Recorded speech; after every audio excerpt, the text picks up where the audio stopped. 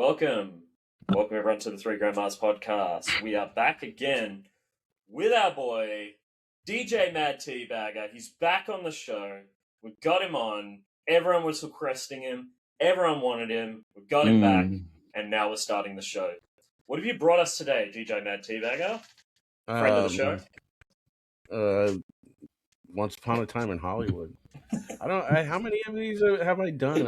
I know we've done a few movies. I think this is your third appearance, I believe. Yeah, maybe. Because the first was The League. The first was The League, and then the second the first was season of The League, and then the second was A Scanner Darkly. Yeah, and now you brought us this another. Is fourth. This is his fourth. Because we did the Joe Pesci Are one. you the with leader? Honors. Yeah, with honors. Oh, with honors. For most Yeah. appearances. Yes, I forgot about Scanner Darkly. Yeah, this is fourth. Scanner Darkly as well. Wow. Yeah, wow, DJ, welcome back. Welcome back. You brought us another doozy for Christmas. Explain why you picked this film and why you're here talking about it. Well, I'll be honest. I actually had never seen the film.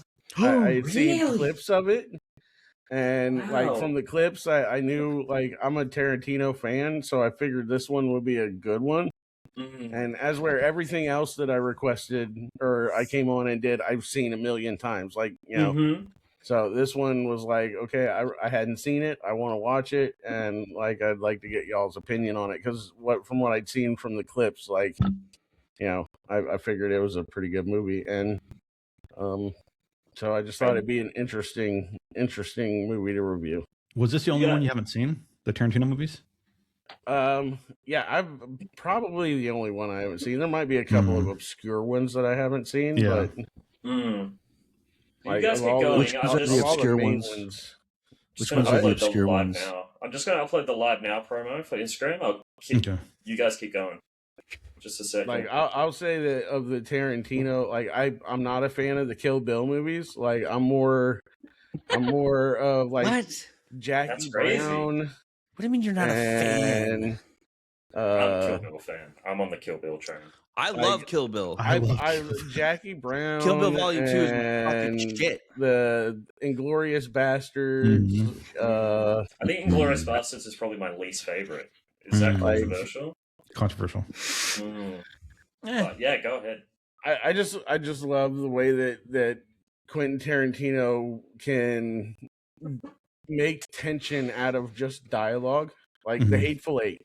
There wasn't a lot. There really wasn't a lot going on there. Just some really intense dialogue that built tension, and like he's just got a style all his own. So like, he's the best dialogue guy of all time, maybe. I mean, yeah. I would say in my opinion, the other director that even is in the same realm as far as dialogue goes would be like early Kevin Smith. I was thinking the dialogue in Clerks. The dialogue in Clerks was beautiful. It was natural. It was how people actually talk to each other, like how me and my friends talk to each other. Like, and the only other screenwriter that I can think of that I put in like the same league as Tarantino is probably like Aaron Sorkin. Like I don't like his politics at all, but I think like the way that he writes dialogue is so awesome. You talk about the social Guy network. Ritchie. Guy Ritchie's great. Fallen off a bit, but like but some of them early Guy Ritchie movies, the dialogue was amazing. I agree. It's stylish. The thing they do is it's stylish dialogue. It's not necessarily the way people speak colloquially, but it's the way the coolest people speak colloquially. Like I've seen like the beginning, the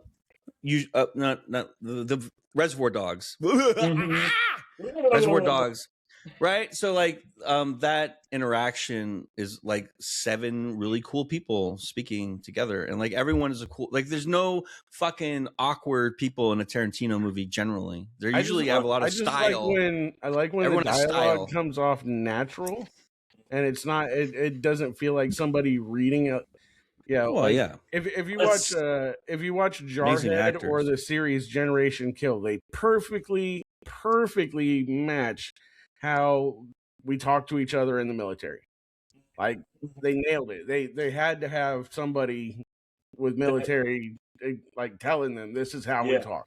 There's a new movie that came out recently called Warfare, directed by Alex Garland, and I've heard like the dialogue in that movie is like pitch perfect for how the military like speaks to each other. Like, it was co-directed by Ray Mendoza, who was an actual actual vet. But yeah, it's fascinating. Like I need to see it. I saw the trailer, and apparently it's like minute to minute exactly what happened in Iraq. I want to say before like I get into like my thoughts about this movie, because everything I say about this movie is despite the fact that I think Tarantino as a person is a complete piece of shit. Like, I'll just get that out of the way. But what about the makeup guy? Like, what about the key grip? What about the producer? Like, what are we going to do? Every time we watch a movie, we have to, like, make a statement about, like, the character of the director? I will put it to you like this. If I was unable to enjoy the art of people who are piece of shit humans, I wouldn't be able to watch TV or listen to music or play video games or do anything at all. So I'm not trying to hang out with them. I'm just watching their movies.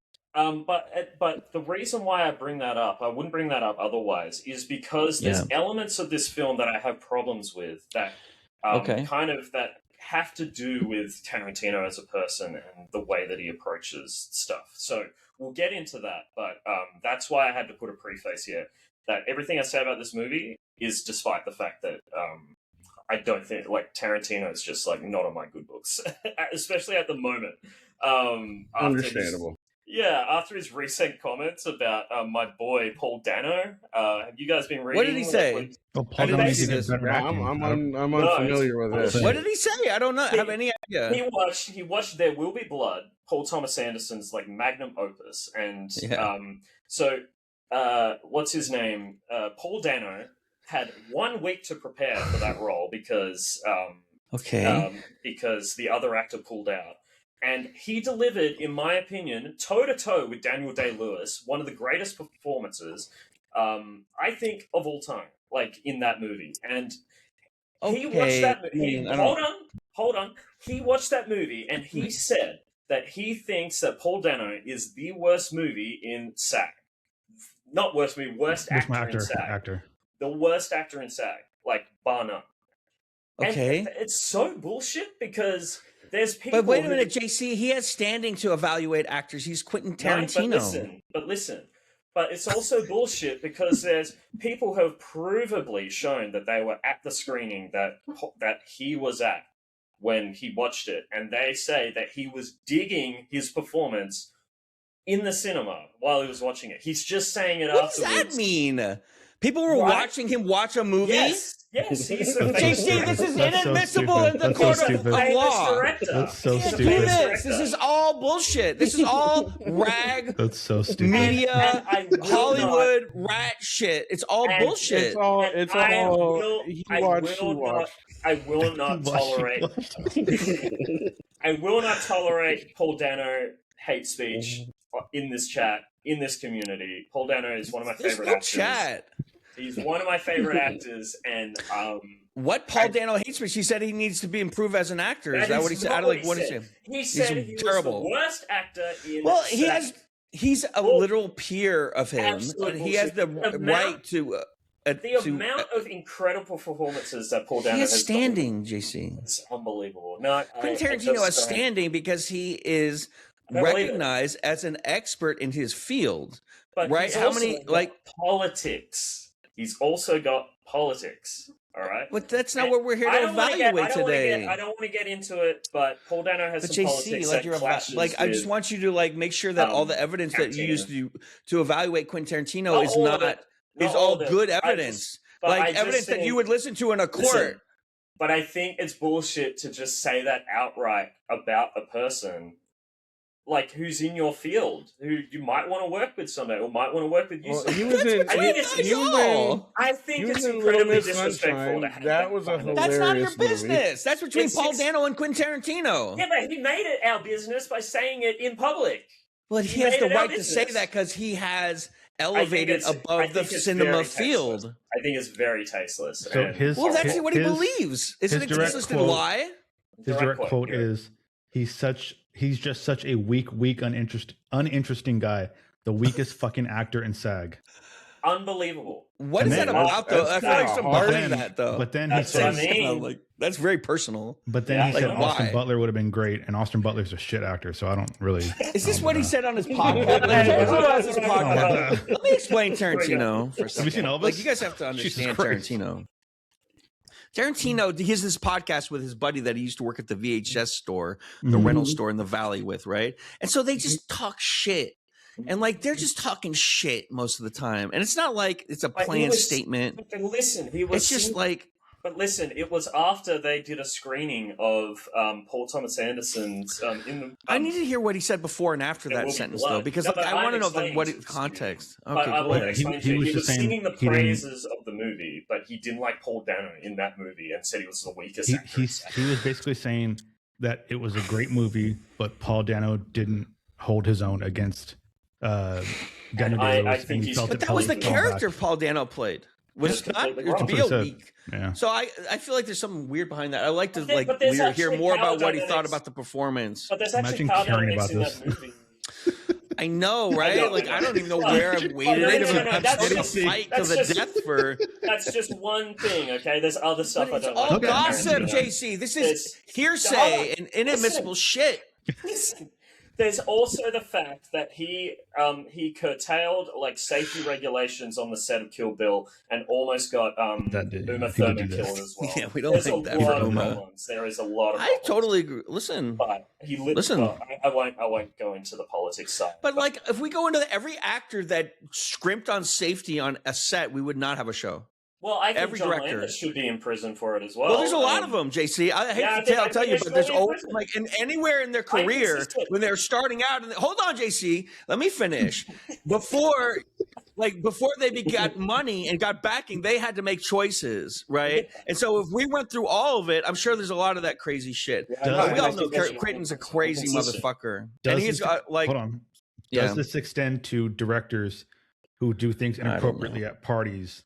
60 years ago, probably the country and cannot come back. I don't know who that refers to. Okay, does it extend to actors who Andy Griffith is that who slip things into people's drinks? Woody Allen.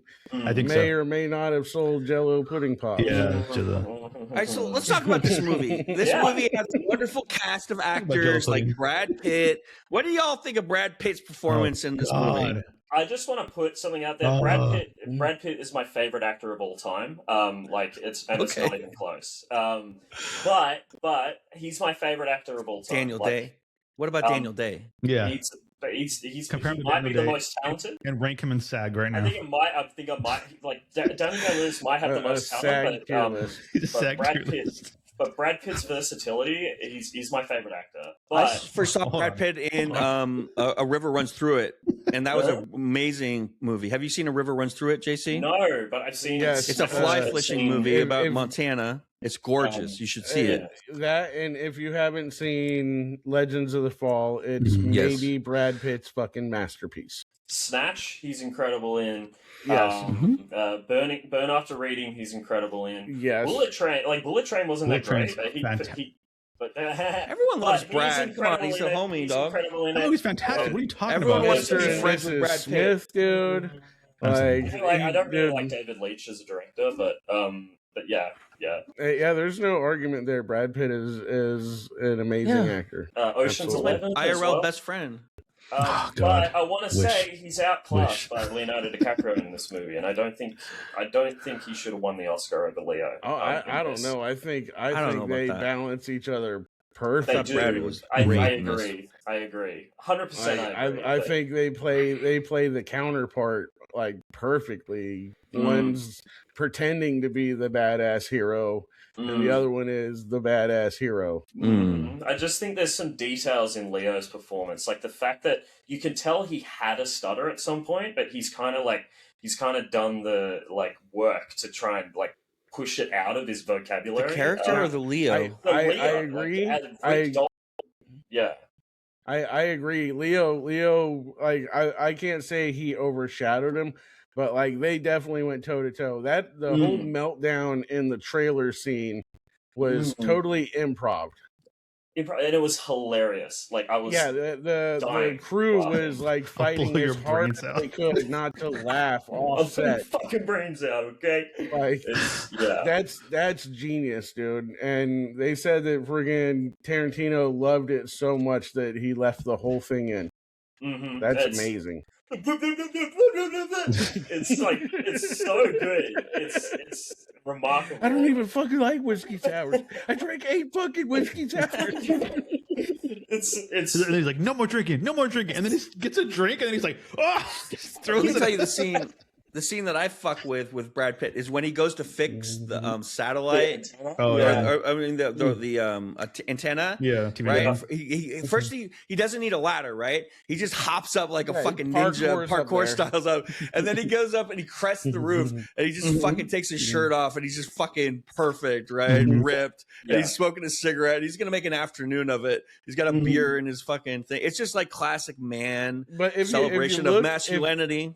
If you look really close at like his character, he was covered in scars. Oh, like he had a huge scar here, scar on his arms. Like he was cut. Like they did a great job of making it look like, you know, because if he was a stuntman, he would probably be covered in scars. And I love that in that Bruce Lee sequence, they had an actual stunt woman, Zoe Bell, like playing the manager's wife or the director's wife, like managing the stunt stuff. Like Zoe Bell, Russell's wife. Kurt Russell's wife. Yeah, she was in Death Proof as well. She's fantastic. She's Australian's own. Kurt Russell was the stunt director. Yeah. That's right. Yeah. And his wife. And he did the narration. So she has worked on every single Tarantino film as like a stunt coordinator, and I'm glad that she got a role in this as well. Is she the one that hurt in Uma Thurman and Kill Bill? Wasn't it the stunt director's responsibility to make sure that it was safe? So was it kind of Australia that dropped the ball on this one? Let's look it up. Tarantino actually wrote that scene to where Cliff won the fight. But Brad Pitt looked at him and said, "Dude, I can't do that. It's fucking Bruce Lee, dude." Yeah. Right. I will say that they played it perfectly. Yeah, that scene got a lot of controversy because they thought they were disrespecting Bruce Lee, but I don't think they did at all. No. It's a fantasy movie. They found a guy that was the closest look to Bruce Lee that also had all of his talents. And I feel like him being like boastful and everything, like that's not a bad trait. Like that's just who he like. That's what these movie stars they become. And I don't think he was being boastful. I think he was explaining his craft. And, yeah, you know, and talking about fighting in terms of like realism. You know, yeah, and I think it's very also monologue. I think it was also meant to illustrate just like how imposing Cliff Booth is as well. Like it's meant to say like he actually like he's this guy, you know, like he can go toe to toe with Bruce. It's crazy. Yeah, so I don't agree with any of those criticisms at all, even from his family. Like his family estate said some stuff as well, and I'm God, that's nope. Why waste your time bitching about that shit? Like Bruce Lee is goated. Nobody has to defend Bruce Lee. Bruce Lee's going to be fine. There can be a fantasy movie where Bruce Lee is portrayed in a certain way, and the size disadvantage is a real thing, and like Cassius Clay would cook him, right? Because you're bigger and stronger, and like because he used his weight to send him into the side of the car. That's a perfect example of using momentum and things. But like Bruce Lee would, petty to, you know. And Bruce Lee would build himself up like that. That's part of his whole persona. Like that's his whole thing. It was great. I love that scene. It's it's very stylish. I thought it was a great scene, and I thought it was really cool how that scene was just a memory of Cliff's while he's standing on the roof. And then at the end he's standing there with the cigarette, like, yeah, I can see why they fired me. You know, it's best set up to a joke. Makes sense. Like Brad Pitt's the coolest, and his dog is amazing too. We have to give a shout out to that performance. And I love the mystery the dog foods scene. right? Yeah. And I kind of love what was it? Wolf tooth, rat flavored for Yeah. dogs or some Good shit. food for bad dogs. Yeah. And I also love that Raccoon flavor and rat flavor. Yeah, I love that there's a second flashback within the flashback, like alluding to the mystery of whether he killed his wife or not. Like, we don't know, but it's like that his wife was. He killed his wife, and he probably should have. Like, Listen, no, but they show him with the blowgun. Like, she's bitching at him. They're in the middle of nowhere. He's got the blowgun, and they just cut away. That's so funny. That's classic Tarantino, though. I'm watching that scene, right? And I'm sitting at the table, and Flames across on the couch, and we're watching it. And then that scene happens, and then it cuts, and it's funny. We're laughing, and she looks at me. She starts laughing, and I go, "Don't blame him." Right? Don't blame him. She just like shakes her head. The way they played that was so good, though, because they only had a brief scene to show how annoying she was, and she said like 4 lines, but it was so fucking crazy. Like, you could tell that like this is not going to work. Pops the beer and it just splashes on his face. Oh yeah. We haven't even talked about the intro, which had Al Pacino basically explaining Rick Dalton's situation, like saying you got to be in spaghetti westerns, but he's too embarrassed to do it. Yeah, and I feel like this whole movie is him overcoming being embarrassed to do it. Like, that's kind of what he's heading towards, is doing a role like the one in the film that fulfills him enough that he doesn't have any anxiety about going and doing spaghetti westerns. And I hate that they shit on spaghetti westerns in this movie. Spaghetti westerns are fucking awesome. What is Al Pacino's problem? Shitting on him. It's just like Sergio Leone is so elevated above the others, and so it's like a lot of guys went over there to do it, and like the way that this track is kind of moving is like Clint Eastwood, because the way he grows his hair and stuff. But it's like a parallel life to someone who's in Hollywood at the same time going through what Clint Eastwood went through, but it's not Clint Eastwood, because it's basically the same trajectory. Right, like he was doing guest spots on shows like FBI. He was doing westerns. He was doing all that stuff, and then he went. But it was a little lucky. See, it's almost like you have these bifurcating paths that you can take through life, and they intersect. And like that's the whole the ending of it when they have the different resolution. I can see what you're saying, but at the same time, like as soon as Clint Eastwood did Dirty Harry, dude, he was superstar. Yeah, it was. Well, didn't he have to go to Italy to get back to America, though? I don't know. Like the Sergio Leone stuff, I feel like that. Yeah, because he was a TV guy, just like Leo's character, and then he went to Italy, and then he made these amazing bangers, the spaghetti westerns that we all love, like The Good, the Bad, and the Ugly, and then they're like, okay, here's a bunch of fucking money, you can do it, and then he's a wonderful director too. But like, I think it's just like Tarantino's exploring. He's telling all these like known stories about Hollywood, but he's kind of like recasting parts of it, or just changing it just slightly. If people took a left or a right instead of a right, what would have happened? Yeah, and I have a theory about like what precipitated this movie, and like the whole idea behind it. But I have one question for you guys, like just like one little thing. I want time to answer first. Do you know when he's having that conversation with Timothy Oliphant, and they're talking about Timothy? Oh, we love Timothy. But he's talking about how he asked him Johnny Madrid. He asked him if he was originally meant to be the lead in The Great Escape, and then we see scenes of him in The Great Escape, like they superimpose Leonardo DiCaprio in them. I have a question: do you think he lied and he actually did get get a screen test for it, and that's what we were seeing, or do you think it's like a fantasy to him in his head? Like, because I'm not sure. Do you think he got a screen test? And No, it's just like an alternative history again. Like this whole movie's about alternative history. But it's not an alternative history. I know, but what if he did? And so Tarantino he loves that movie, so he wanted to shoot it the way he wanted to shoot it. That looks so good too. Right? By the way, like splicing him into the old footage, it looks so amazing. Good. Yeah, rotoscope. What I'll say to your question is, and it's one of the things that I absolutely love about the way Tarantino writes his stuff, is he doesn't spoon feed you details. There's a lot that he leaves open ended specifically so you can ponder whether or not what was in the briefcase. What was in the briefcase, dude? Yes, What was in the exactly. brief? Yeah. Was the footage actually filmed, or was it just like him daydreaming? Mhm. Like that's The part of wife what I thing as love. well. Yeah. That's part of what I love about Tarantino is he leaves a lot to the imagination. He doesn't Yeah. over Because explain. sometimes the question is more interesting than the answer, right? So, like, I know Hitchcock was like very he was very fervent about always provide the information, But Tarantino is kind of like a mixed bag. Like, sometimes he just likes to leave questions open. Other times it's like, no, this is the information I'm giving you, and I think he's very good at deciding which ones he's going to do. Yeah. What was I gonna say? Oh yes, well, on Timothy Oliphant.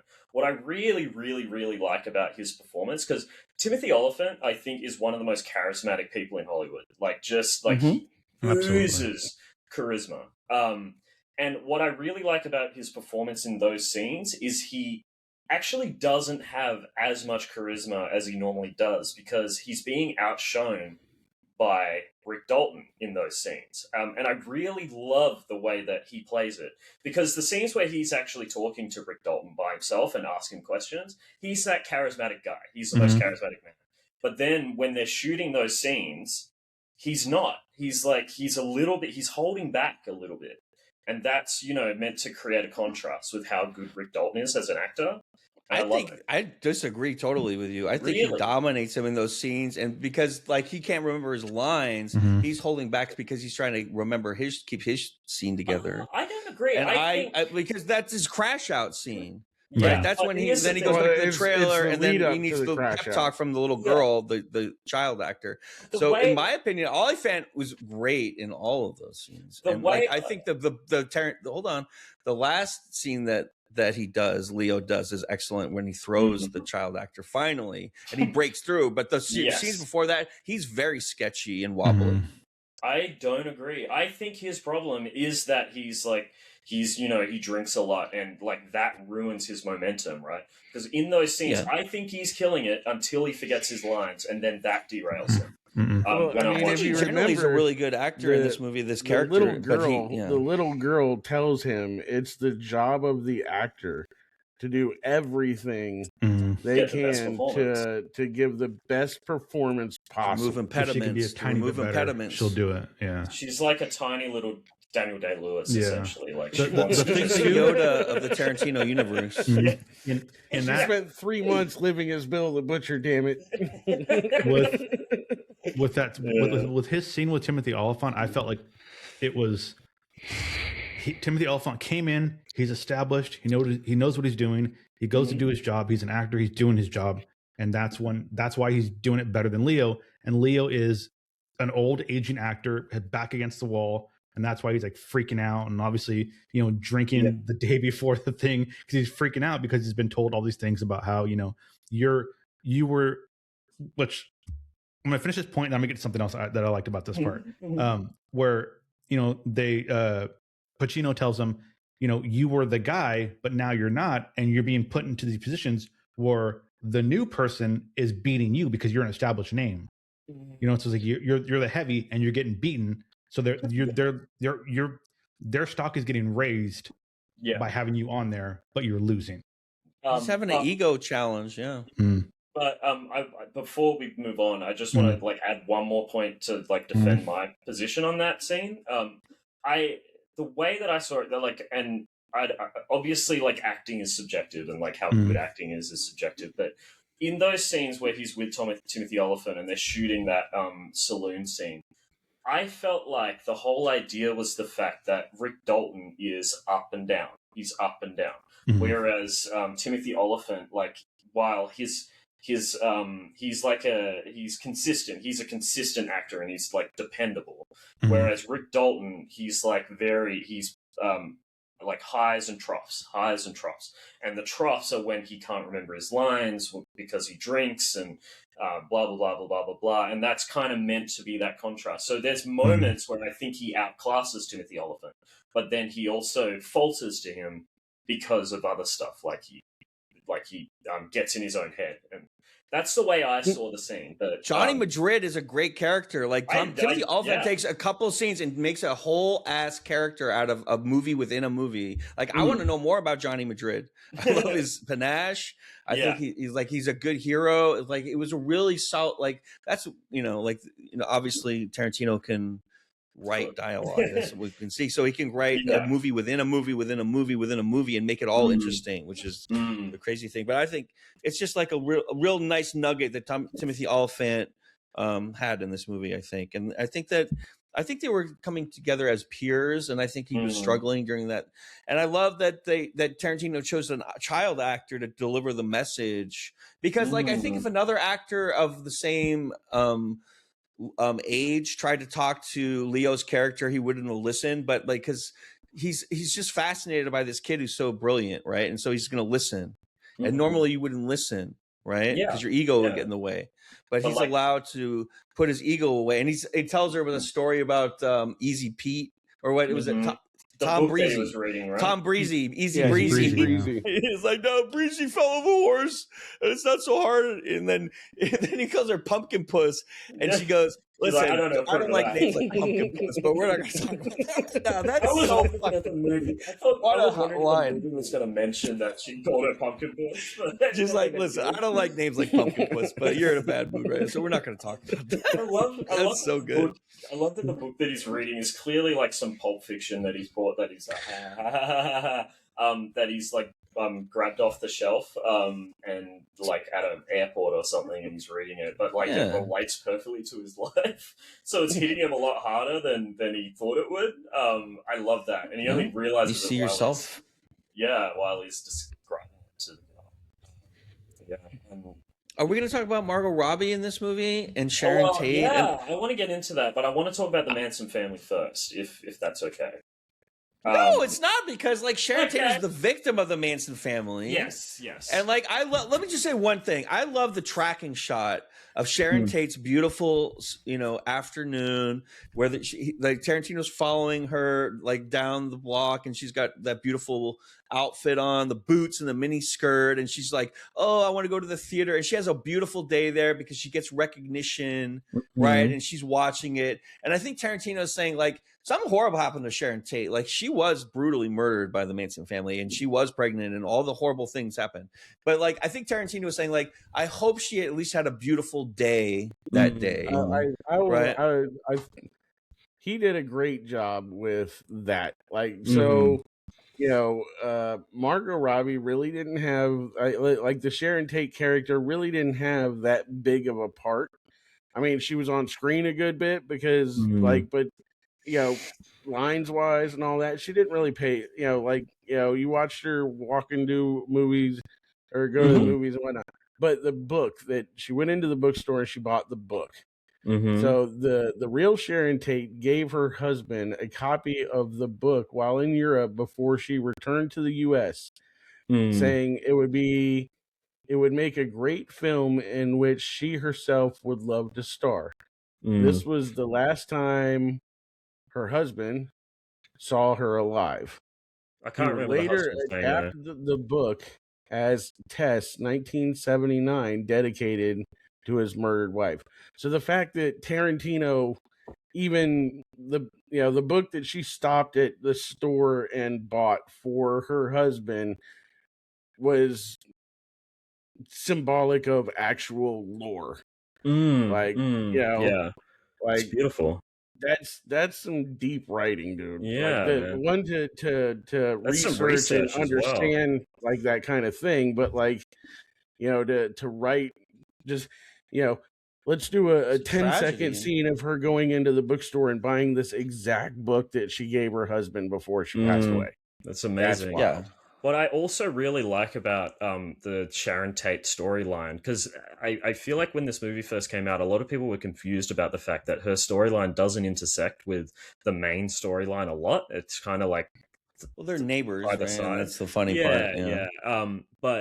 But they don't interact until right at the end of the film, and I think the reason is because Tarantino normally really likes to write like characters that interact and everything. And I feel like he was holding as much restraint as he could so he could leave her life intact. You know, like he wanted to just present her as she was without any of his influence, and he wanted to encapsulate her in a film essentially, because obviously he had so much respect for Sharon Tate. I love the when they go to the Playboy Mansion scene. That's a great scene when she's like having a great time with her friends, and like it really is a celebration of her life. I feel like in some ways, because it really showed like her in a good light, wonderful light the whole time. Damian Lewis like explains their whole it like kind of reminded me of the way as... Pulp Fiction had multiple stories all running in parallel that only intersected at certain very points. But this one was very specifically chosen. Intersected at all. Yeah, like I think the difference is with Pulp Fiction, they intersected at like random points. This one, it was very specifically right at the end for a very good reason. And I want to get into that as well later. Okay. But yeah, I think. You want to talk about the Manson family though too? I really do. How that was depicted. Yes, the Manson family. Like, listen, I love like texturally, like the film that I'm watching. I love like all of the dynamics and the way that everyone's written and everything. I think my big issue is the fact that Tarantino, I feel like, didn't do enough research about the Manson family, because the way that the Manson family are presented in this film are like, you know, progressive hippies that hate the police and say, like, you pigs. But if you actually do the research, the Manson family were more, they were closer to Nazis. They were all about the Jewish conspiracy. They were all about how Jews were taking over Hollywood. That's why they targeted Sharon Tate's husband. And I don't really appreciate that he links the Manson family to like good causes like that. And that kind of like pisses me off a little bit. But I think. He compares them to Nazis. Chick stole the show, dude. Yes, yeah, Margaret Qualley, yeah, 100%. Margaret Qualley is wonderful. And he links them directly to Nazis at the start of the film, but then doesn't present them as that. He presents them as hippies, which I think. Hey, but no, I think it's important. I think it's important. A story about one element of a group of dead enders, and like the ideological. Like, if you're going to examine the ideology of the Manson family, you're going to run into a lot of fucking cul-de-sacs and dead ends. I know, it's mostly just an acid cult, brother. But I think they're not really philosophically cogent. But the problem I have is that DJMadTeaBagger was just talking about how much detail he went into about Sharon Tate and her life and what she did, but like then kind of like falls by the wayside when he goes into the Manson family, because I don't like that those really important movements of the day, you know, like you talk about like Woodstock with Bob Dylan and Allen Ginsberg and everything. Like he's basically linking those to Nazis, and I don't like that. But that's what he's doing. What? Listen. Wait. So Could you restate, please? Because you said that Woodstock is being linked to the National Socialist Party of Germany in the 30s. I think because Tarantino didn't the Manson on family. The ideology of the Manson family. No, he didn't. No, listen. He didn't not remark on it. The remark he gave is different to the reality, is what I'm saying. Like the remark of what the Manson family were about is different in this movie to the reality of the situation. No, I think it was perfectly the way they're sitting around watching TV, doing nothing all day. But they're That's hippies what the Manson family who believe they didn't believe in anything. They just said shit. No, they didn't really believe much of anything, JC. They were not intellectuals. They didn't write. They didn't have like thesis papers presented. They were just happening. They repeated what their father, like Tex, probably grew up with a fucking in shit kicker Texas, and they probably adopted the same attitudes. Yeah, because they were like 20 years old, JC. They didn't have fresh ideas. I know, but there's such thing as intersectionality. But you're saying that that's what this movie is saying, but that's not what the Manson family was. They did have you'd look it up. You just have to do a little bit of research. I'm very familiar with the Manson family, but I think you're giving them too much. I mean, the official credit. story you're giving them too much credit. They were trying Charlie Manson drew. They're just some They did the murders and were trying to get the Black Panthers blame to start a race war and kick off Helter Skelter. Yes, exactly, and that's not what these type of craziness. Guys but they were a bunch of fucking drug addicts. Right, and they're just like fucking losers in a dirty ranch. How they're presented in this, but that's just. I think you're elevating them when you say things like, "Oh, they had a really intelligent philosophy," not intelligent, or not. It was a bad philosophy. It was specific. Maybe they said, like Charlie Manson probably wrote about all kinds of crazy Nazi shit and Satan shit, and like he just rambles and barks at the moon. Specific. And like, don't disassemble barking at the moon as a cogent philosophy where they're really into National Socialism. But I will say the redheaded guy that slashed Cliff's tires. So that character was based off of a real guy who was a member of the Manson family. Who killed and dismembered the only ranch hand on the Spawn Ranch, and they buried his body all over that place. And years later, he agreed to take the cops back and show them where all the parts of this guy's body were. All I'm saying is just in a little bit. It's not like it doesn't overwhelm the film, and I don't think it's like a huge problem with the movie. It's just a little thing I have, but I think it I feel like Tarantino's conservatism like shows through in that, and I think it's kind of dishonest. Do you think that's just where I'm coming from? He made a movie about killing Nazis, and he had a scene in this movie was blowtorching Nazis, which are real fascist. Yeah. Do you think that's a conservative opinion? Yeah, you can have a conservative opinion where you don't like Nazis. Absolutely. Yeah. But he's linking them also to hippies. Is my problem. Like he's putting those two images these together. Particular people who happen to be hippies that actually killed Sharon Tate and murdered people. No, but the Manson family weren't hippies. Yeah, but that's what they called them. I know, but if he had this movie and he didn't articulate, but that was the perception of them at the time, though, right? I don't think so. As far as what I've read, the Manson family weren't considered hippies at the time. They were a different cult thing. They weren't considered at all. They were not even seen. They're on the outskirts of society. They're kind of like homeless kids. Is presenting them as think of like homeless teenagers. That's what they were like. Homeless teenagers that you see in major cities today, young people who run away from home, they don't have any fucking philosophy. They're living day to day, and then they get under the spell of leaders that are bad, right? Now, and Charlie Manson's a very interesting guy because he was involved in the fucking MK Ultra Haight Ashbury LSD study, and a lot of people don't know that, and that's been declassified. And I don't want to sound crazy, but like he was tied to the CIA LSD program. So Charlie Shop, I'm going to assume that you're from the US with you saying that, but like where I'm from, like that position is considered like that. Like you can be considered like. You can endorse Obama and Kamala Harris and still be conservative from where I'm from. But that's not how it works over here. There's not. But listen. But you see where you're like dragging yourself into a bramble that's not necessary because we're not here to talk about the politics of fucking. I think it's important with Tarantino. This movie. This is a fucking movie. No. I think it's important. It's important for every director. Then. Yeah, I know. Why would you 100%. Yeah, 100%. Okay. It's important for every director. Yes, I agree. I'm consistent with that. But what I wanted to say was your Overton window has been shifted so far that I feel like I just want to say that there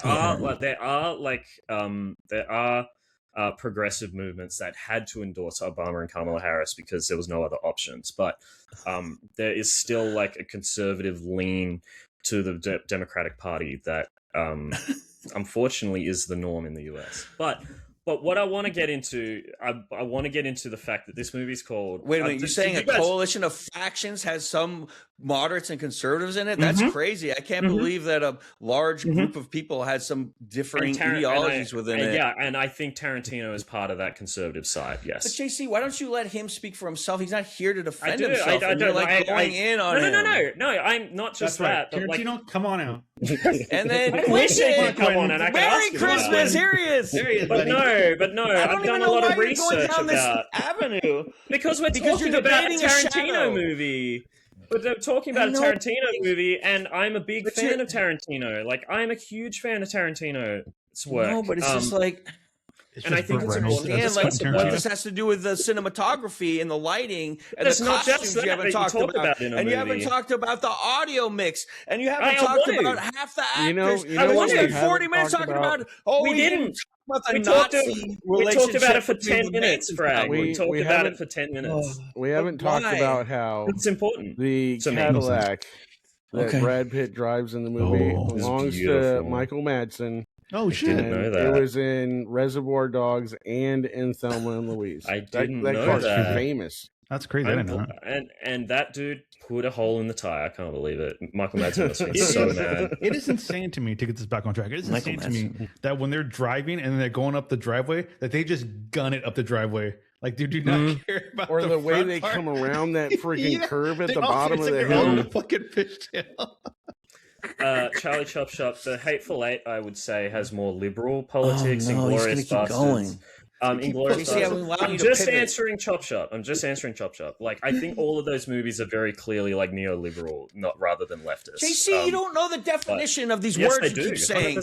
You don't have a degree in political science. Like, it doesn't matter. Yes, I do. I have a degree. It doesn't matter. I actually did the work, and somebody but from an American institution. You know from what an you're American talking institution. about. No one has given you a certificate that says you know what you're talking about. So what are you talking about? I don't need to. I can just describe words around. I don't care. I'm just saying. I can just say shit. Like, this is your definition of progressive. Every one of your opinions is progressive, and everyone else's is not. Right? That's your opinion. I've done so much reading, Prag. Like, it doesn't matter. It doesn't matter. I'm allowed to have my position. You need peer review. Peer review is the other political scientists telling you that you're right.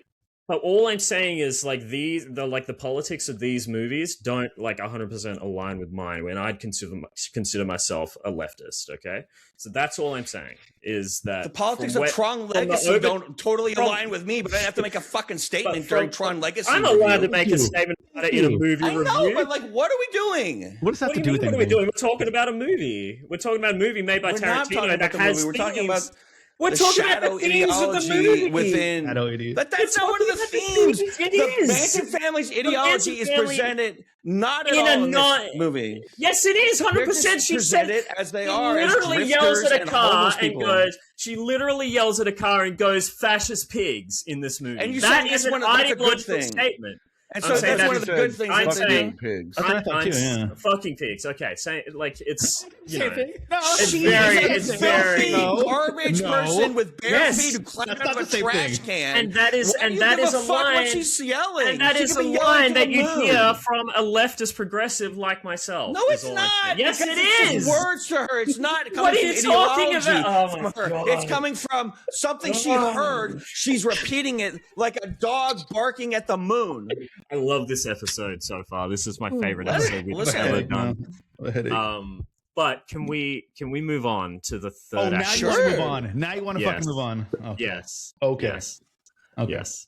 Or actually, I do want to talk about, like, texturally the ranch scene with with Brad Pitt and how that scene is played is incredible. Okay. Incredible. Well, it actually mirrors the scene with the acting. Like, if you look, they mirror them so much. When Brad Pitt gets out of the car, it's a shot of his feet. When Luke Perry climbs off of the horse, it's a shot of his feet. Those two situations, Brad Pitt's walking up the way, there's all the Manson family people sitting along those old freaking rundown prop buildings. In the movie, he's walking up the way, there's all those cowboys sitting along. Like, those two scenes mirror each other almost perfectly. It's fantastic, like, in both times. And I love Dakota Fanning's performance as what did he call it? Squeaky? Was it Squeaky? Squeaky. Yeah. So Squeaky, the real Squeaky, was later arrested for trying to assassinate Gerald Ford. Ooh. That's right. Yeah, he did. Yeah. Is there an unrated version of this movie? I don't know. I hope there's a director's cut out there somewhere. There's not Good a Lord. director's cut, but there's a manuscript that is a longer version of this movie that Tarantino wrote. I think he wanted to make it a novel, but because when I watched this, That's movie, right. It started as a novel. I felt like there were a couple scenes that I didn't see that I'm like, I could have swore I saw the first time I'm watching. So they weren't there, so that's why I was like confused. Okay. I love what Bruce scenes are you Dern thinking of? too, though. Bruce Dern's character, where he's the ranch owner, and like we're sure that they're going to find a problem in back. You think there's going to be a shootout or something for sure, and he goes back there, and Bruce Dern just agrees with everything that she's telling him exactly. As he's walking up, you think that like this guy is probably dead in his room, and they've just assumed his fucking ranch. But like he's like, no, man, they're my people. Watching TV. Yeah, I love the line. She gets mad if I don't watch TV. I'm taking a nap too. I love the line before he walks into the room. She's like, "You're gonna have to shake him to wake him because I fucked his brains out this morning." You're like, "Oh my god, what a line, dude!" And that's Laura Dern's dad. It is Laura Dern's dad. Yeah, I like how he is trying to tell him who he is, and it's like a what is it, the Abbott and Costello who's on first. It's just constantly them going back and forth. I'm Cliff. Who's Cliff? I worked here. I know. I'm his stunt double. Well, who's he? He's an actor. Well, who are you? And then at one point, he's like, "Oh, so and so told me whatever this and that," and he's like, "Oh, you're talking about the redhead?" And then he goes, "What is wrong with you? I'm blind. I don't know what color her hair is." It's so good. It's great dialogue. Always wonderful dialogue in these movies. So good. And like, I don't think we'd seen Dakota Fanning in a long time until this movie. I feel like she kind of disappeared honestly, from I did Hollywood. not recognize her. I didn't know that was Dakota Fanning until after I watched it and looked up the cast. I was like, holy shit, that didn't look like Dakota Fanning at all. Yeah, I think like her last big role before that was either Charlotte's Web or War of the Worlds, and I can't remember which. But after that, she kind of like dropped off the map and then appeared in this movie and killed it like straight away. I actually think her sister's probably more daughter's famous. in here too. Charlie mentions, and also Mickey is in, and actors, also from Madison. Euphoria. What's the name of that actress from Euphoria? Sydney Sweeney's in this too, and she has some good lines too. And she's a little dirty rat that caught out of a garbage can. But in the Manson family at the end, Maya Hawke also. Oh, is she? Okay. Yeah, she's one of the three, right? Yeah. One of the four. Sorry. I told the other three.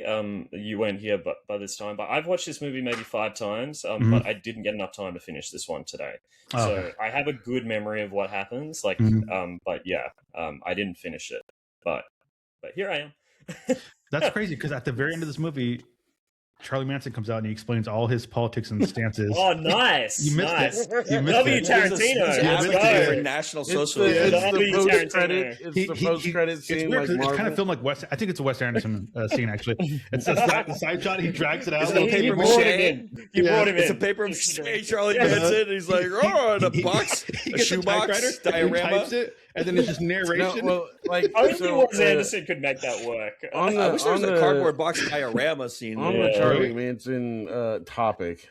Like Damon I think Harriman. specifically, Tarantino didn't go deep into all of that because he didn't want Charlie Manson to be to have the that power. focus for. Yeah. Like he just wanted the knowledge of the Manson family that we all have to be like a foreboding cloud in the distance, but not portray Manson as a monster.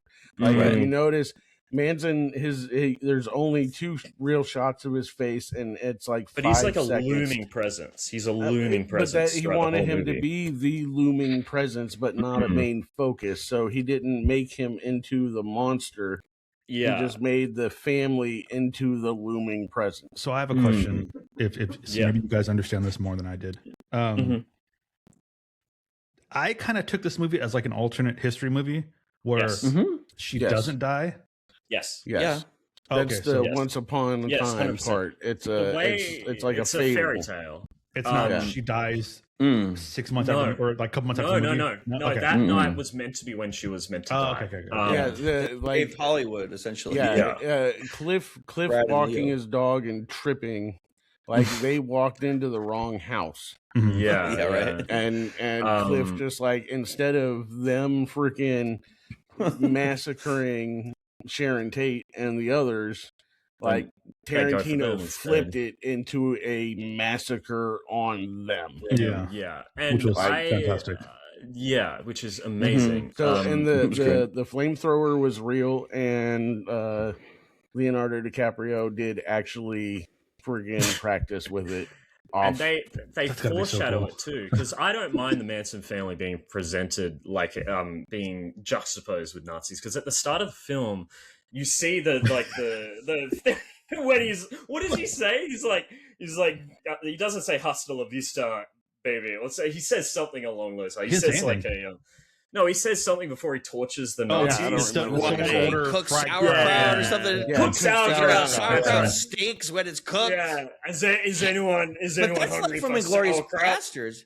He did the flamethrower scene in Inglourious Bastards Yeah, well, too. the flamethrower scene was an homage to the end of Inglourious Bastards. Right? Yeah. But then he Like- links that to the end of the film when DiCaprio torches the Manson I don't think family. it was intentionally linking It was the juxtaposition. I was thinking It was the juxtaposition. flamethrower. The No, flamethrower was the juxtaposition. Yeah, but like I think he's comparing them, together.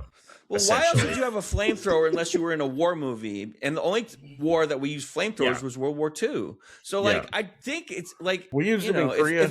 If he was doing it in Japan, would you say We it's used them about in Korea a little Hirohito bit. and about feudalism? No, well, I'd Like, you know what I'm I'd say if the start of the movie was like a shot from a Japanese film where like the Yakuza got torched, then I think he'd be linking the Manson family to the Yakuza. I don't think yes. so. I think don't it's see him intentional. linking No. the Manson Yeah, family I don't to think that's the thing national at all, at all. He should have. I'm sorry. I think I agree with him.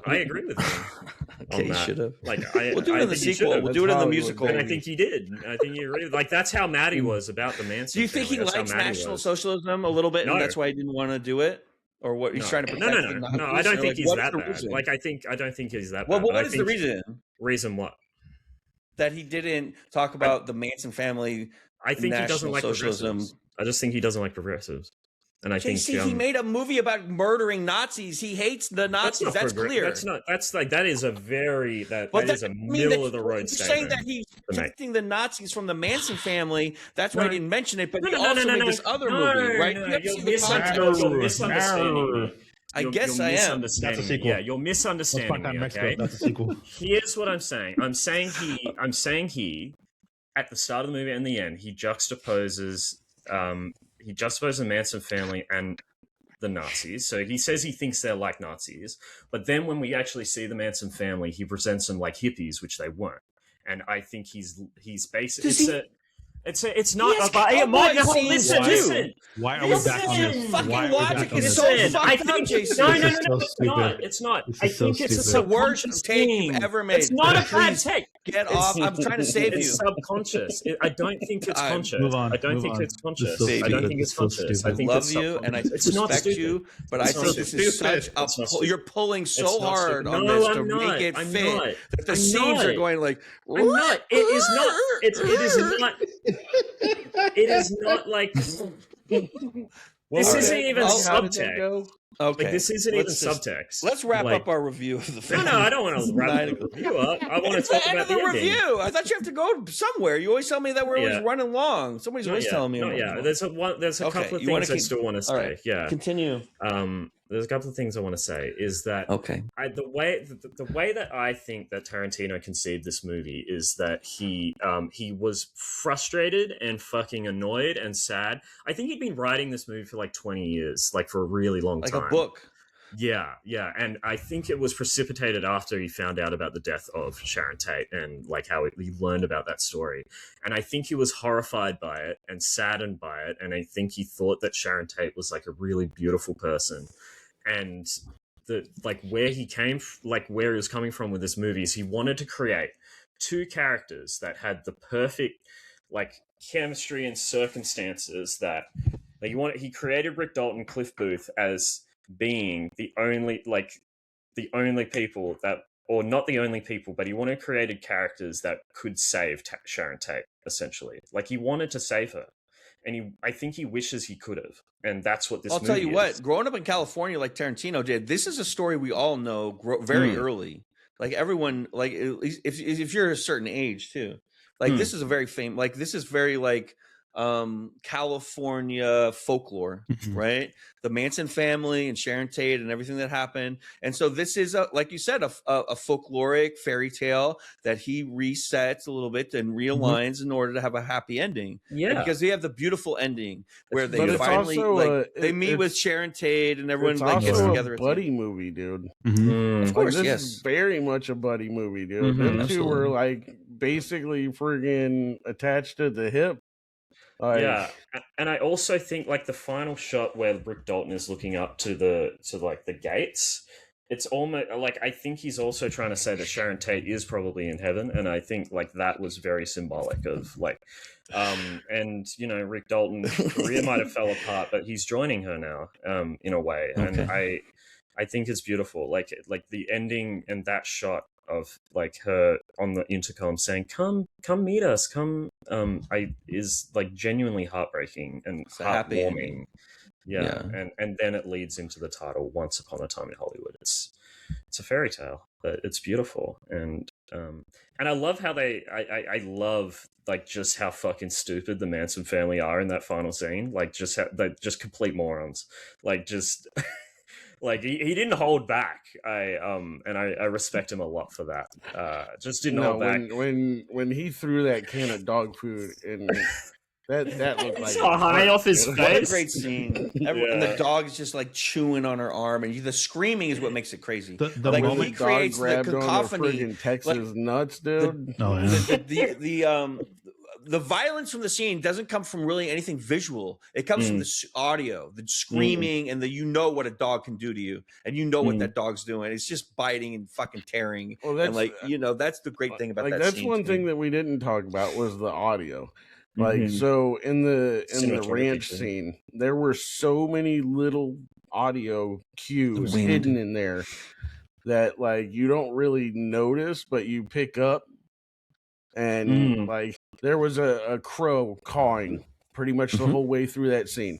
There were Santa Ana flies winds buzzing. There were like all these little sounds mixed in with the score that give you audibly cues. The flies, make you think something's freaking probably dead and rotting. Freaking the rat who's trying to get him through the glue the trap. Squeaking of the rat, dude. Like the little details, audio details put in there. So it's amazing, quiet in the country.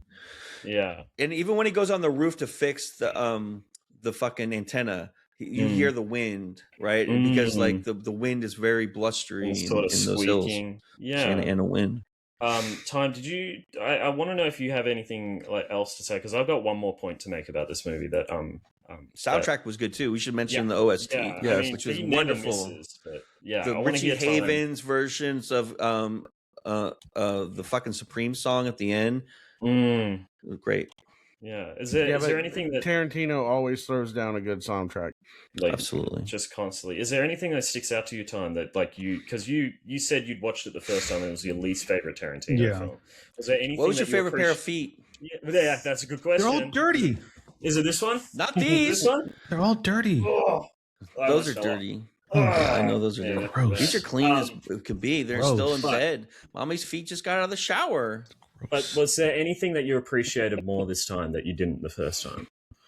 I mean, I appreciate the whole movie more, honestly. After a second viewing, I do want to push back on your notion that Brad Pitt is a versatile actor. He's a very versatile actor. He's not. He's been playing the same character ever since *Inglourious Bastards*, the exact same character. But I love that character. I love that character. No. If you have you watched Burn After Reading? That's not. I've seen a long time ago. That's him. It's completely different to any other character he's done. That's not after *Inglourious Bastards*, is it? Yeah. No, it's not. Yeah. It wasn't after Reading. Burn After Reading was before. The Coen brothers? But he still is, because like you'd see The Big Short was after *Inglourious Bastards*. He's fantastic in that. Bullet Train. Kind of it's always Brad Pitt, though, right? It's not. I feel the same way about Leo. It's the I same say the same thing. It's like it's Leo playing a version of himself. Like I always feel that way. They never disappear into their character. There's some actors where, but neither does Pacino. Like Pacino comes in, I'm like, oh, there's Al Pacino playing this guy, but it's okay because he's a great actor. There's some actors that I think are just playing themselves, iconic. like hyper, version of themselves, and I think it works sometimes. I think other times it doesn't. I feel like if you watch back to back The Big Short, just let me push back just a little bit. This is why I don't talk. This is exactly why I don't fucking talk. No. Okay, keep going. Sorry. I think Brad Pitt, this character that he plays, that I think it's the same character. I love this character, so it doesn't bother me as much. I think Leonardo DiCaprio's. I think this performance was better than when he won the Oscar for The Revenant. I agree. Yeah, I think you brought that up one time. Yeah, so I agree with that. I like so much of this movie. That's good. There's one thing that Pacino said that I was talking about earlier, that really kind of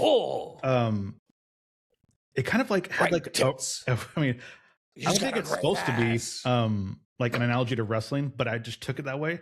But it's the whole thing with him where he's aging out. You know, his shows are getting canceled, and now he's just playing bit parts. But because of who he is, he's raising the stock of other things, and that's kind of like what we see like in wrestling. You have these guys who, if they're nobodies and they lose to these big guys, their stock just doesn't do anything. But at some point, when these wrestlers are big, like a John Cena, who retired tonight, by the way, when you beat John Cena now, that raises your stature, you know. But before it wouldn't. Is he moving back to China? No, he's. Are you sure? Just drop that bomb on me? I didn't know that. John Cena retired? No. I think he's His moving last match to was Riyadh to work on the new freaking wrestling game. Yeah, it was he's very amazing on Peacemaker, so that's why I'm a big fan of him. John Cena is one of the most intelligent athletes. Like if you listen to him, and he's like even one of those early reality wrestling shows. Yeah. Like a seriously high IQ person who taught himself essentially with like a tutor Mandarin. With nobody asked him to. He's a long time ago before it was cool. Sacrificed his body to the point where like if you see video of him, like he's like he walks forward or something. Yeah, he has trouble walking and shit, dude. Like he really did a number on himself. Yeah. But that scene with whatever that just kind of spoke my wrestling brain about how you lift other people up depending on how your stature is, this and that. When they reinvent the hero as the heel to continue to add to the new hero to build up the hero, because you're not a hero unless you beat a badass. And if you beat a former hero who's now the bad guy, then it elevates you. If you beat random henchmen, that doesn't do anything. But the guy who was like when you're fucking bad bitches. Like nobody wants to see the ugly chicken head that you've been fucking, right? The ugly chicken head. Correct. Talkosaurus Rex. Yes. I want to apologize to your time. Yeah, I want to apologize to your time. I'm sorry for cutting you off. And I will work on that in the future. But the last thing I want to say about this movie, do you want? I can make it my final thoughts if you want, but whatever. Yeah. Just say what you're going to say. So this movie I think is very special because it came out right before COVID hit. And to me, like I know we've gotten great films since then, but in a way, this feels like Tarantino's attempt at being the last hurrah for like cinema as an art form, because you've seen the recent stuff that's going on, like with Netflix buying Warner Brothers and Disney investing $1 billion into AI art, which is just it's another rabbit hole, but the way that he presents cinema in this film is so loving. Like there's that montage, which is one of my favorite montages of all time, where all the lights are shining, like all the lights are turning on for like it's getting me emotional talking about it. But like all the lights. What part was it? I'm sorry. The montage, like before it transitions into like what was it, 10 years later or 5 years later or a year later. I can't remember. I can't remember because I didn't. It was like 9 months later when he went. Like, there's a montage right before that where all of the like cinemas in LA's lights. Oh yes. Yeah. Like when they turn the neon on like El Coyote. Okay, hold on. All the landmarks. I'm sorry. We love that. Okay, it's my brain. Go ahead, keep going, JC. I'm sorry. It's my brain. I need to ask something. Yeah. Yeah, that's okay. It feels like him trying to breathe the last bit of life into cinema because he could see the path that it's going down. And I really respect him for that. He had to go out and literally beg friggin' shops to let him come in and put a retro facade on their buildings. Okay. So That was my question. film. Okay, cool. Yeah. And a lot of the shops like put up major resistance and eventually caved. And then after the filming was over, those same shops were like, "Hey, could you leave it up? Because we really dig it." It looks really good. Yeah, but what were you going to ask? He worked his ass off to make he didn't use any CGI. Yeah, that's what I was going to ask. They it's blocked great. off streets and blocks and brought in tons of cars and shit to do it right, because this was definitely an LA love story. This was like, 100% Tarantino's love letter to the golden age of Hollywood. There was that which is pretty much my question, but Bagger, you answered, so thank you. There's that scene at the very beginning when Cliff gets in his car and he takes off, and you have that scene of him just driving down LA, the streets, and of course all the cars and everything are time appropriate.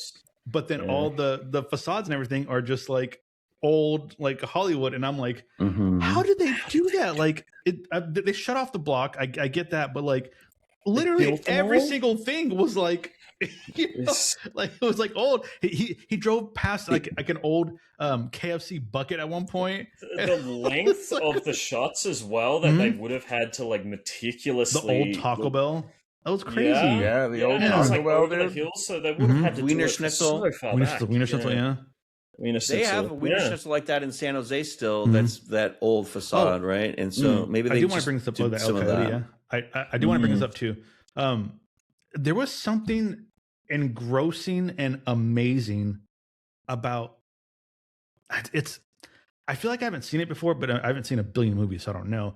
But the scenes of them filming a TV show within the movie, like with the whole Tilden the Oliphant, him, whatever. Those scenes, it didn't feel like I was watching a movie, but it didn't feel like I was watching a TV show either. It felt like I was like on the set, kind of, sort of, because the way it was filmed and the way it was framed, and everything, it was just like the way the camera moved back and reset. Yeah, but I loved it. It was like, oh my god, it was like. Well, and if you notice, like the scene with the dirty hippie girls digging through the garbage, like all of those scenes were cockeyed. Every one of those cuts were the cameras were cockeyed. They were not centered. They were. That's called a Dutch angle. That's a style that he likes to use, and I love the driving. It worked out beautifully. When he goes the bottom up on the highway, like he did a great job showing like that highway was not that old when that like it was like 20 years old, and so it was how all the cars are perfectly to vintage, and like just like the speed, like when Brad Pitt's driving home, he has a good time like speeding around and stuff, like like the openness of LA that you could actually drive faster than 30 miles away, right? Yeah. And you were just talking about the Dutch angles in that bin scene, but they also do the same thing when Cliff Booth is talking to Squeaky. Every shot, like shot and reverse shot, Dutch angles. They're tilted because like this branch is so off kilter that like that's what he's trying to say, is that it's just everything's wrong about this situation. And it works out like it works out beautifully, like cinematography wise. Yeah, and there's so many like usually people would give like J.J. Abrams like shit for lens flares, but there's some beautiful lens flare effects in this movie where you can see like in the movie theater, like right when they cut out to that end of that scene where it looks like it puts like a halo effect on her head, kind of, sort of. Yes. And I love also that they just had the movies play with Sharon Tate in them. They didn't replace them with Margot Robbie. They used the original Wrecking Ball film. Yeah, it's beautiful, and that was my favorite part of the movie, the Sharon Tate afternoon, like just following her and like she just have a nice day. That doesn't surprise me at all, Prag. He got you good, bro. He clocked you. Why? Because I love beautiful women. Then keep getting me, dog. Because like I picture you wanting to go shopping with her, dude. Well, listen. Absolutely, we'll go shopping. You can have Margot. I've got Margaret. DJ, who you taking? Who's your girl? Dibs on Timothy Oliphant. Oh, damn it! I didn't know that was an option. You gotta make a choice. There it is. It's Yeah, now or never. Madrid, Johnny Madrid. Margaret's my girl. Margaret, that's my girl. She She's my stole the wife. show, He's dude. the guest. Let him have it. Yeah. She Jack stole Antonoff. she He's the stole the guest. show, dude. Like, Okay. I'll let you have the title of Jack Antonoff now. she for real. I have to say, That's a like, wonderful the scene. scenes that she was in, dude. She just The bus like stop glows. scenes. Yeah.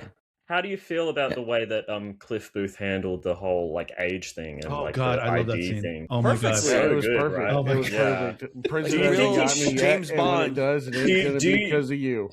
Do you? Right. That's a great line. I That's a love great that. line. Yeah. She's So trying to be good. taking me out for a long time, right?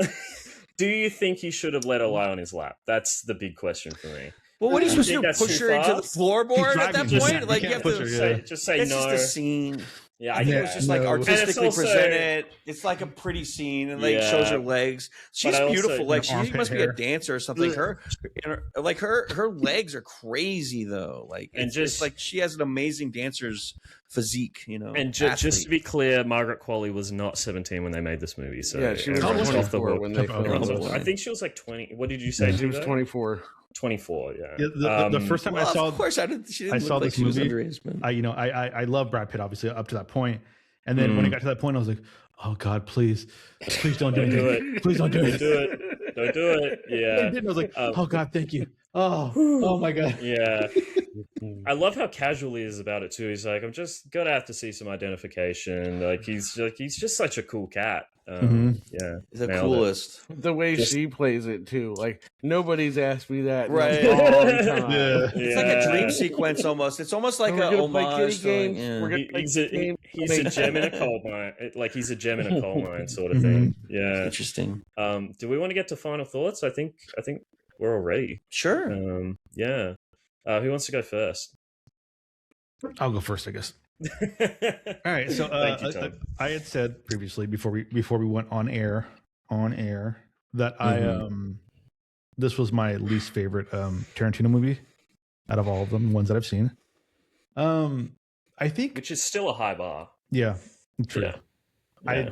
I think a rewatch definitely helped.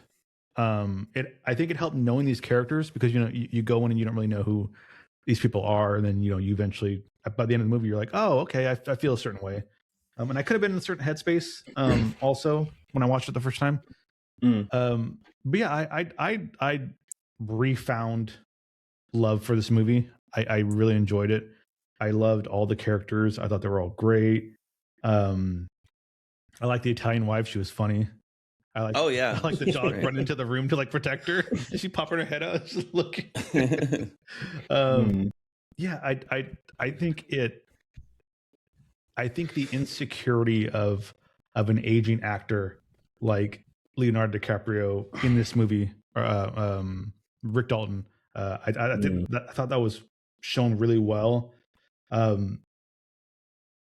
don't want to say it brought me like it kind of made me emotional that where they explain kind of sort of like, hey, I'm married now, and our relationship, like this work relationship, it's got to end, and so does our friendship. They get I can't afford you anymore. Yeah, and then like the way it was basically explained when they had the dual, the screen cut in half, and both of them was they're gonna go out the only way they know how to go out, one night of getting drunk, and that just like that got me because I'm going on a trip next weekend with my best friend. Boys. No, my best friend, Oh. and he's I very thought I was your close to best me. friend. I love him. No. Every time someone says it, I go, no, absolutely not. he's very close to me. You heard it here first. I love him.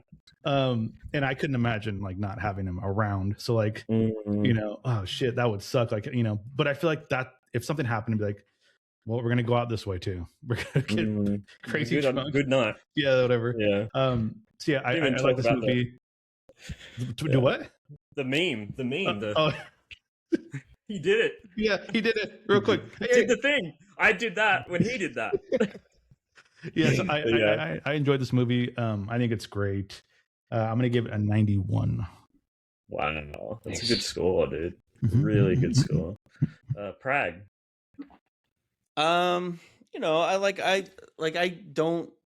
I like all Tarantino movies, really. I really don't have the one I really didn't fuck with for a long time with Foxy Brown because I didn't get to see the ending because when I saw it in the movies, Jackie the Brown? film. Jackie Brown was so good. Foxy Brown is the sequel. It's an animated cast of foxes that play all of the characters. Robert De Niro is played by Barnaby Foxby, and he does a wonderful because the film broke. Like, this is the true story. Like the film broke when I saw it because it was being seen so much because it was right after Pulp Fiction. But like I like all of his movies. I think he's a master of dialogue. I love the attention to detail he puts in his dialogue when, for example, Brad Pitt is interrogating Squeaky about where the ranch owner is. She's giving him such impeccable details about, no, we watch FBI at 8 o'clock and like, oh, bop, bop, bop, bop, bop, bop, bop, bop. And it's just beautiful because it adds, those little details add realism. Right. Yeah. And that's the thing that feels natural about what these people are doing is not natural because most people don't speak as cool like these people do to one another. But because they put so much attention to detail into the phrasings and things like that, it brings the intimacy to it. Because like just the normal thing, like there's a scene in Pulp Fiction when he talks about the pineapple I'm not running cheeseburger. a dead horse storage or whatever, a dead hooker storage or whatever. It doesn't say horse, but yes. So he'll like reference like pop culture and try to bring it back down to earth. Yeah. Yeah. And so let's see. I love the way it was portrayed. The dialogue in Pulp Fiction is just outstanding. That's so good. I love the way he makes Los Angeles a key character. I mean, he's from LA. He's fucking born and raised in LA. He like these are all stories that he must have heard a million times living in that world, growing up and working in a fucking videotape store. And like and that's why this is a perfect fairy tale book almost. And it would have been amazing if this was like we lived in a world where this was an anthology series of retold Tarantino fairy tales, right? Like if the budgets for that thing existed. But I know he's like making one more film and like that's gonna be it, right? So his 10th film. I think that's I would love to see if that really happens though, because I feel like all these guys say that and then they're back because like this would be a perfect. He might go work into novels or something. But like, why would he want to make a final anything? Just keep working until because like you're gonna still want to have those things. I think he wants to write novels or something, or maybe he wants to be a playwright or stage. Like maybe he's just tired of this. What and if he just doesn't want to coast on like his name? Like he's like, oh, it's Quentin Tarantino. Well, he just writes like a subpar thing, but everyone glazes him. But like with Tarantino, you can't really fuck yourself anymore because you're like Kubrick at this point. You've done 9 almost perfect films essentially. Like Kubrick's done 7 films. Like this is like when you say, okay, this is what I want to show to the Academy. I'm done. We did it. I mean, it's a perfect meal. Like sometimes the chef needs to be done cooking and let people eat. But like I feel like he has 30 more years of movies. At the same time, though, like I would say, maybe you should stop because you might do a freaking Eyes Wide Shut and want to put out more than the studio wants you to put out, and then they whack you and put out an edited version. I want him to do what he wants at the end of the day, but I'm surprised that's what he wants because he's so great at it. It's hard to make these movies, man. It is exhausting. It must be because every fucking detail that he puts into this for years, like he probably just needs a fucking break. Yeah. What would you give it, Craig? I give it a 93. 93. That's amazing. I love Tarantino. Love Tarantino. So I want to say a couple of things. Shout out Spike Jones. Thank you, Charlie. Also, you said he grew up in Hollywood. I want to ask you, where does Tarantino live now? But finally, he has 7 houses. Where does he live now? Where does he mainly live now? How the fuck should I know? Just look it up later. Just answer. Why don't you just fucking answer the question? How do you think that? Do you think that answer is true though? How do you know? Yes, it like is. he probably owns a house in every fucking country, and he lives everywhere. Okay, listening. My turn. This is my turn. This is my story. You asked me a question and I answered it. Yep, that's right, time. So lives in Mexico? That's crazy. Once upon a time, huh? All right. No, I think this movie is really important. I think it's I think it's Tarantino's last Thank hurrah. you, Dutch. Thank you. And if he does another one, it'll be like an epilogue. And I want to say, Mad Teabagger, yes, I think he should do it because Eyes Wide Shut, in my opinion, is Kubrick's best film, and it was amazing. Never seen it. Never seen it. I love Kubrick as well, but Eyes Wide Shut was deep and dark. You think it's better than 2001: A Space Odyssey? I do. Seen that one either. I do. Yeah, never seen that. I do. It is one of the best films ever made. He reinvented cinema for 2001. I've only seen Shinin. That's it. Okay. Well, this is your time, so but it is my time. But Eyes Wide Shut's my favorite. It's got. I think it. Like, here's what I say. I think Eyes Wide Shut's script is probably the best written film ever made. I think.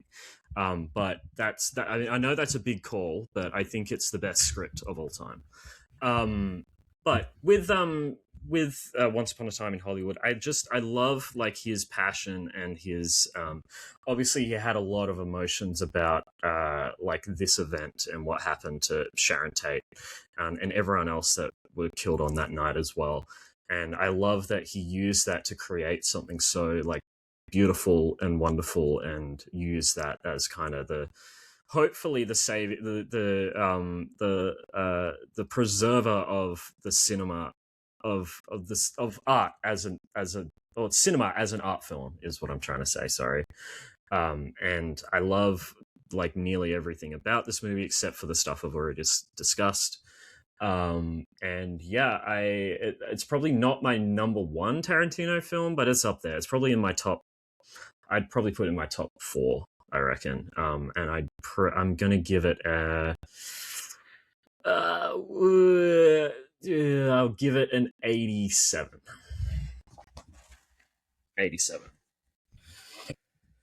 Now, Teabagger, your last up. Well, I picked the movie. I had not seen it in its entirety before watching it for this show. I am a Tarantino fan. I think that this movie was plain and simple a love letter to the golden age of Hollywood. Tarantino obviously freaking like really loves that era. You know, growing up in Hollywood and working in video stores, like he clearly loved cinema, like so much so that he ended up becoming the man that he is today. And this movie is just a love letter to that world that he grew up watching.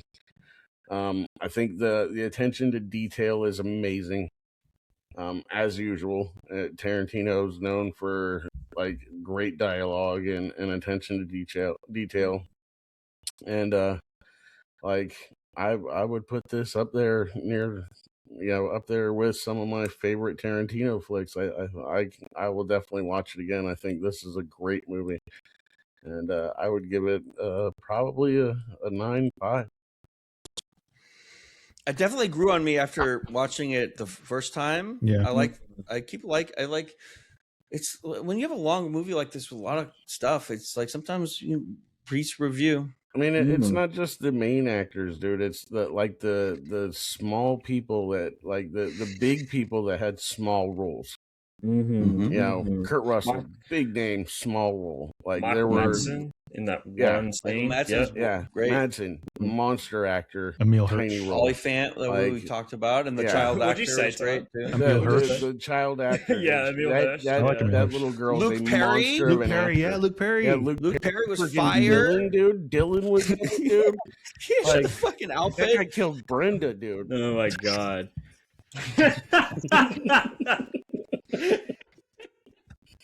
That's such a good shout. Damn it. Shout out Emil Hirsch for Speed Racer W film. I'm going to bring that up on. I'm going to bring that up on the podcast. Wrestles, so that's cool.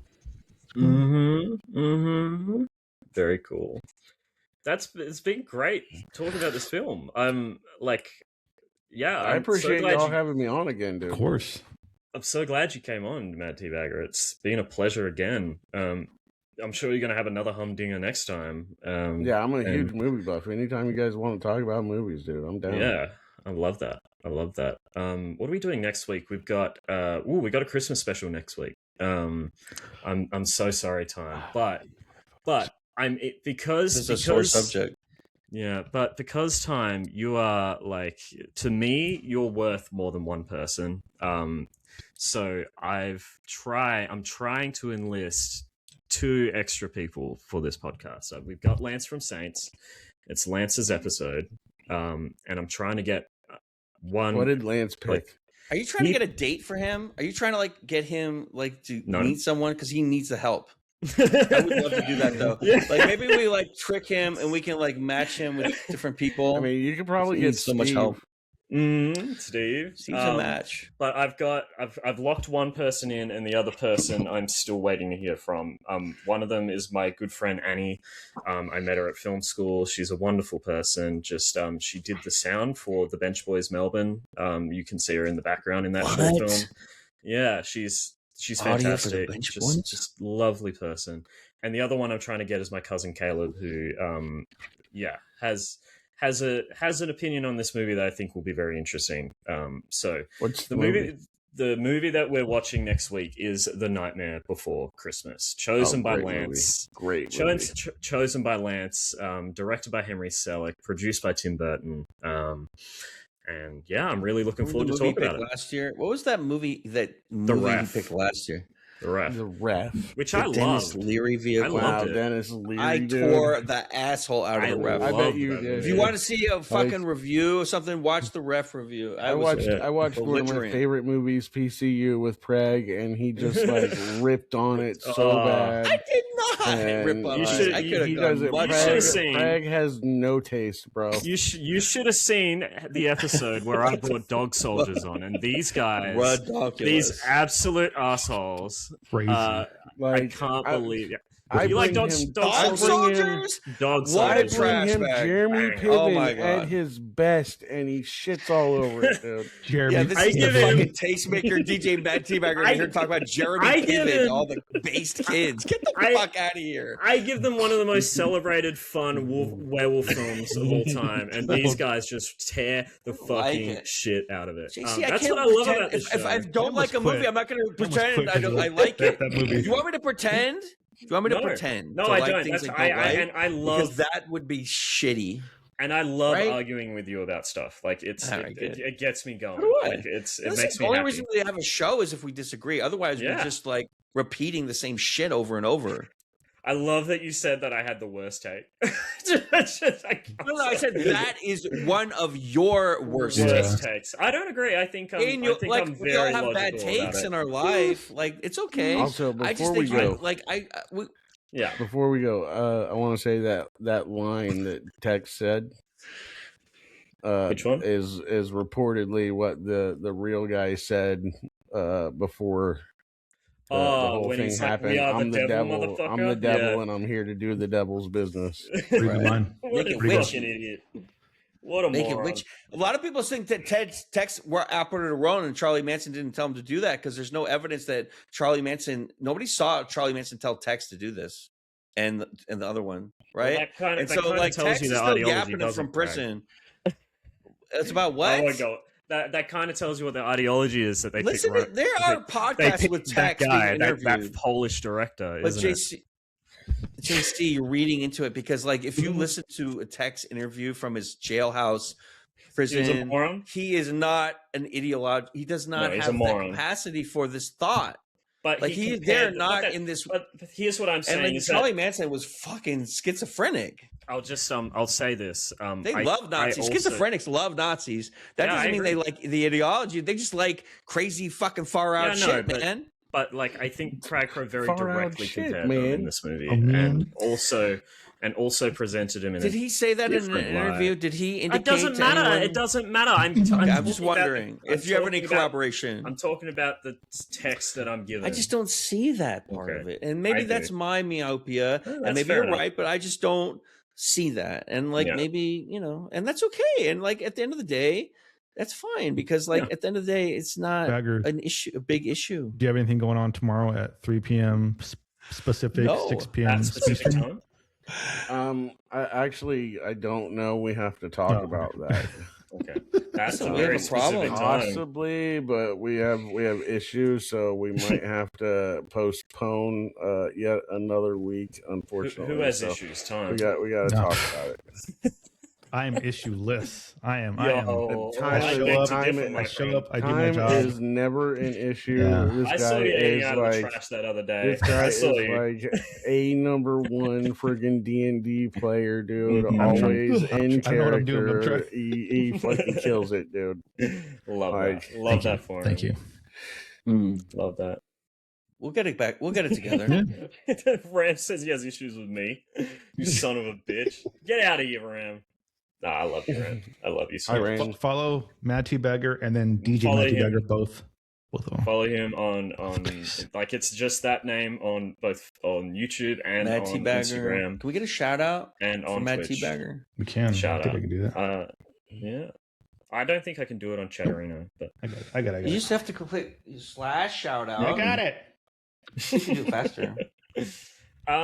So it's been great, guys. Got him. I'll see you next weekend with the Nightmare Before Christmas with Lance, Annie, and possibly Caleb. Nope. Looking Am forward I to invited? it. Except for Tom. No, Yeah, just you're for me. invited. Right, of course. except for. Wait. We're also doing. Are there like Nazis in this one too? Henry Selick is Should Should I no, be no, looking I don't for think so. the Nazi I had to think about it for a messages second. or lack I thereof? had to think about it for a second. There are in Del Toro's Pinocchio. Time There is are. doing jazz hands. I think he needs something. No, just do jazz hands. It's not Spanish do jazz fashion, hands. right? Is this jazz our new hands. thing? All right. Yeah, it's my Is that a thing. new thing? Pinocchio. We're also doing Wake Up Dead Man next Friday as well. Oh, it's right. Uh, Next Friday. Yeah, next Oh, Friday. right, huh? Yeah. Right, Yeah. next- Is that streaming? Oh wait. Yeah, Friday. Your Can I see Friday, that my on- Saturday. It's on Netflix. Is that on It's on Netflix? Netflix, Okay. yeah. The 19th? Those bastards fucking hate Netflix, but Is it the 19th? gotta do what you gotta do. Are they Nazis too? Yeah. They got a red logo. The 19th, yes. Ugh, can't. Okay, we mean, can discuss that. 'Cause that's what I'm out of There's town. lots of places figure it with out. red Okay. logos, though, dude. I know. The one behind me right McDonald's is now. definitely Nazis. Once Yeah. upon a time in Mexico is Nazis, Chick-fil-A? for sure. Don't talk about the Lord's chicken. The Lord's chicken. All right. Signing off. Well Bye, done, everybody. everyone. Bye. Bye. How do I end this? How do I end this? Oh.